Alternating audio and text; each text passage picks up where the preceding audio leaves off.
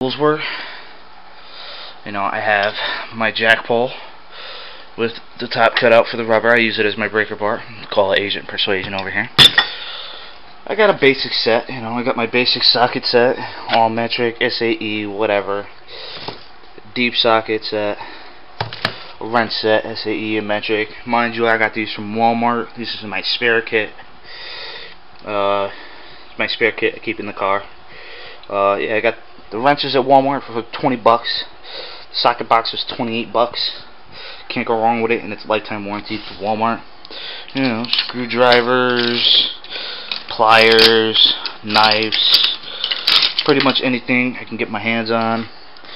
Allen keys, and the torque set, you know, the ones that look like the stars. Alright. Alright. I've been getting a few messages and whatnot about how I rebuilt my boosted turbo motor and how I did it, what the specs are and all that shit. Well, I just so happened to get another one, another f22b from a friend. Traded him for a stock motor because he blew the bottom end out of it. He did send a rod through the block, but I have no idea how bad it is. But anyway, parts are easy for these to find. Now this goes for any basic Honda motor, single, twin, whatever. Same concept, just maybe a little bit more parts. You know, 2 cams, 1 cam, rocker assembly, you know, cam caps, different things. But today I'm going to show you how I actually took it apart, and then I'm going to write up another one, how I put it back together. Plain and simple.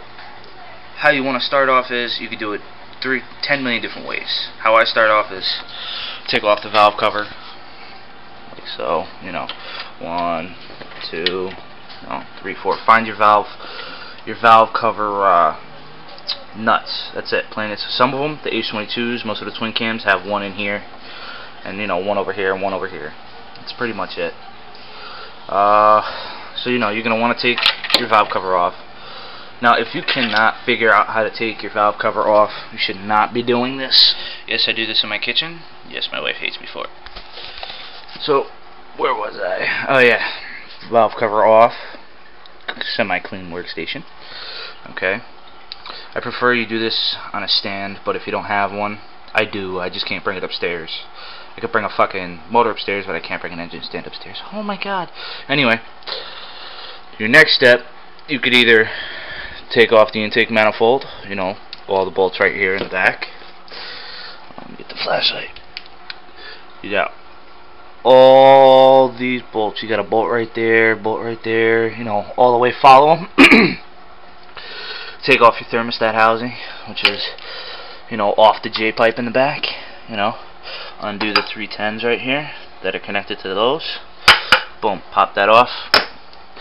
And next, you just take this off. Alright, now that intake's off, it gives you a lot more space to work with. It's going to make the head a hell of a lot lighter because it's already heavy enough. And I'll just place this in your area. Anyway, you back to where I was. You're going to want to undo. You're going to take your 10mm socket, preferably a deep, because you have your valve cover lock nuts. And you're going to want to unbolt everything on one side at a time, which means, you know, go one side, not every side at the same time.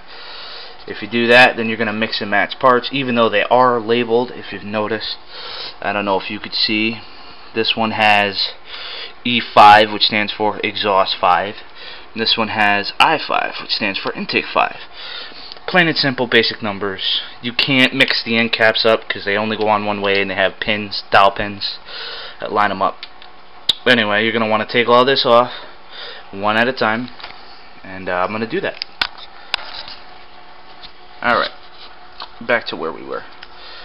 Now, get the exhaust cam off. You know, you could do either or first, intake or exhaust, whatever.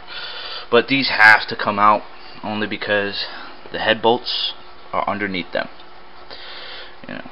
And another thing is, if you're gonna completely, you know, bop this head around or take it to a machine shop or whatever you're gonna do, you cannot mix these up. These for the twin cams are your rocker. You don't have to worry about these on some of the single cams because they come in a whole set, you know, overhead rocker assembly. You know, these are underhead, these are under cam rocker assemblies. You got an over cam rocker assembly. Those happen with the, I know they definitely happen with the single cam Accords. I'm not too sure about the Civics. My guess is they would be the same design, just smaller parts. Do not mix these up. If I were you, I'd get a little sandwich bag and, you know, put them in, but take a marker and, you know, degrease them first, one at a time. Degrease, and then take a marker like a Sharpie, and then put, you know, 1, 2, 3, 4, 5, you know, so on, and then put them in the bag that says exhaust rockers, you know, market exhaust rockers. And then same with this, you know, intake rocker, but make sure you go even, you know, start from cylinder 1, which would be timing side. So you would go 1, you know, 1, 2, 3, 4, 5, 6, 7, 8, 9, 10, you know, that's pretty much it.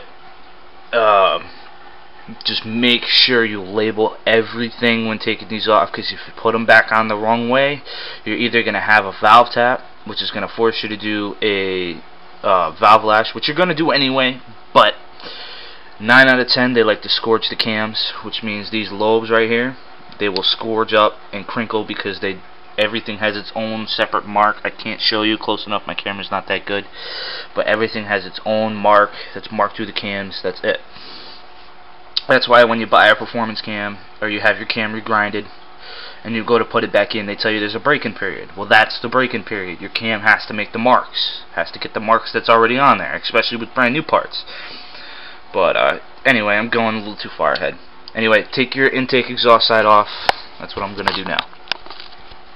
Alright, took the intake cam off. As you can see, it's nice and shining clean, low mileage motor.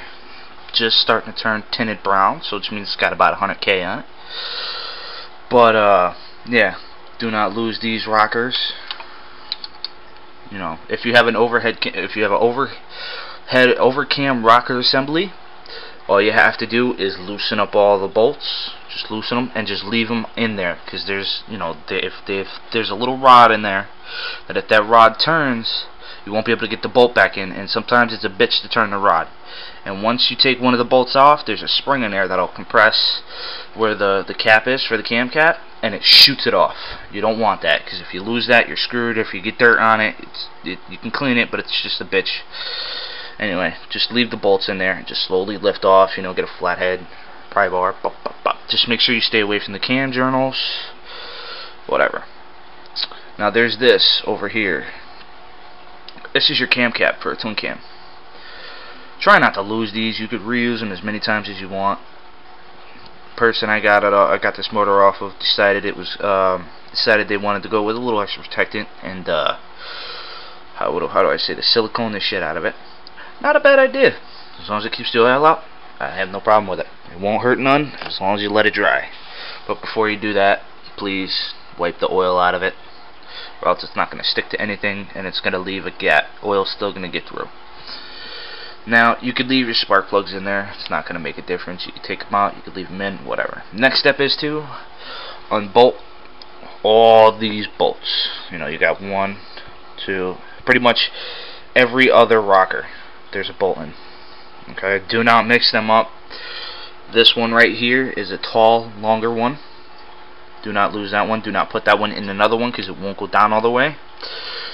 I forgot why that's there. I believe it's because there's an oil jet or an oil orifice below this. Not all motors have it. This one does. I know the H's don't, but I do believe they still have a longer stud. Next, you know, take these bolts out. I'm going to do that, and then we're going to take the head off. Okay. I took 2 of these out, but, you know, they're all loose. What you're going to do, take them out, lay them down. Like I said, this one back here is a hell of a lot longer, by 2 inches. Look at that. See the difference? Longer. Do not mess that one up. I mean, it's kind of easy to tell because all the other ones are the same, but there's a lot of stupid people out there. Take all your studs out, put them down. Now, there is that saying you can only use these about twice. I believe it to be true. Some people believe it's don't. I mean, I've heard stories 4 or 5 times later. You know, why they're doing it 4 or 5 times later, it's probably the reason why. Just, you know. Also, I want to make a statement here that with the twin cams, you have to be hell of careful. Especially the ones on the end. These ones down here, they are right next to your cam journal. If you have a socket like this, where it has a nice groove on it for like a grip, so you can grip and turn, I recommend you don't use them. But if you do use them, once you loosen that stud up and it's finger loose, do not, you know, take the ratchet and swing it around, because it goes like this, and then it's going to eat away at this, and this will gouge that. And if this gets gouged, you got to take it to a machine shop. You got to have them file it down nice and smooth. Some people are good enough with files where they could do it themselves, but just please be careful. Anything down there, you can fuck up all you want. Well, not all you want, but you could, you know, you could scrape it a few times. But anything where the cam journals are, forget it.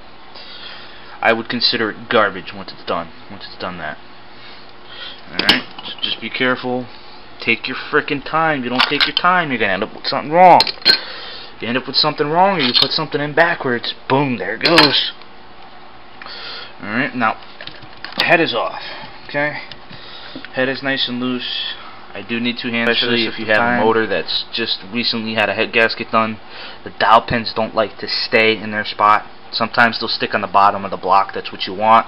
If they get stuck in the head, please keep an eye on them, because if they drop, they fall, and then you kick them around because you got the head in your hand and you're like, oh, you know. Just don't do that. Just leave it there if it falls. Pick it up when you put the head down. Don't try and grab it like that. I've seen people do it and we've lost them. You need those dowel pins.